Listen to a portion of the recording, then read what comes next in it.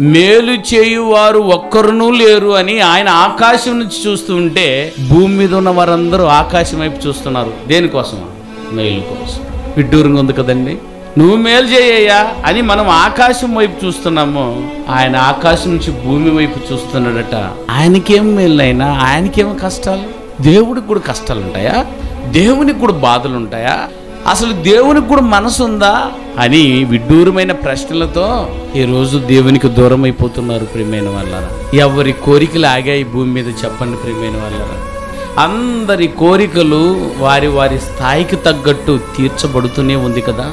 అందరి అవసరతలు తీర్చబడుతూనే ఉన్నాయి కదా. ప్రతి దినము అవసరతలు తీర్చబడుతున్నాయే కదా. దేవుని అవసరతను పట్టించుకుంటున్న వారు ఎవరైనా ఉన్నారా? దేవుని యొక్క అవసరం ఈరోజు తీరిందా? ఈరోజు కనీసం నా వల్ల ఒక చిన్న అవసరమైన దేవునికి తీర్చగలిగానన్న సంతృప్తి కలిగి ఆదివారం ఆరాధనలో నుంచి ఇంటికి పోయిన వారిని ఒకరిని చూపించండి ప్రియమైన వాళ్ళారా.